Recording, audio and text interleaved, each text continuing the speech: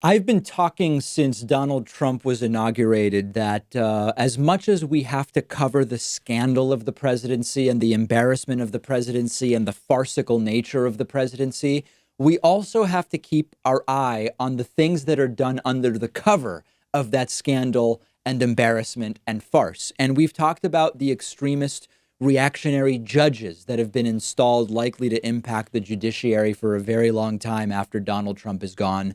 And I've talked to you about the ruined relationships with so many countries around the world, which will take a while to repair long after Donald Trump is gone.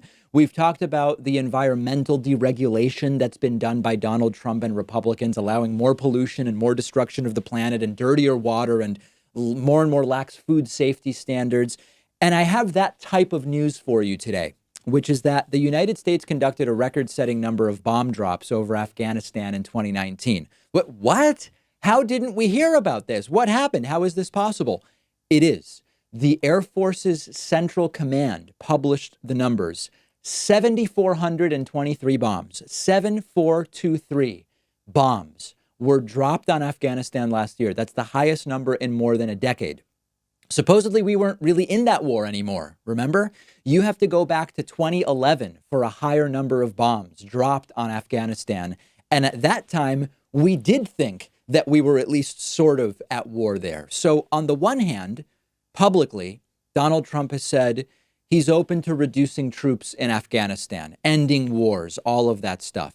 Meanwhile, we've dropped a record number of bombs on Afghanistan. So did you know about this? Did you know that your tax dollars, while Trump slams other presidents for the military decisions that they made, or slammed Hillary for the military decisions she would have made, your tax dollars have gone to a record number of bomb drops under the Trump administration in Afghanistan? We're not winning hearts and minds there. We're not even talking about winning hearts and minds, never mind actually winning hearts and minds. Taxpayers are still paying for the bombs. The money is flowing freely to the defense contractors. And we have no idea why we are still there. We are in year, I don't know, is it 18 or 19 at this point? We must be getting really close to dropping enough bombs for them to work the way we want, right? Or otherwise, why do we continue to do it?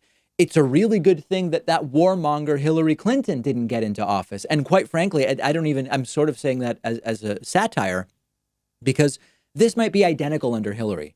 It just continues on under one president, under another, on and on and on. So this is a story, as much as it is about Donald Trump's failed promises when it comes to the Middle East, foreign intervention, bombings, war, military conflict.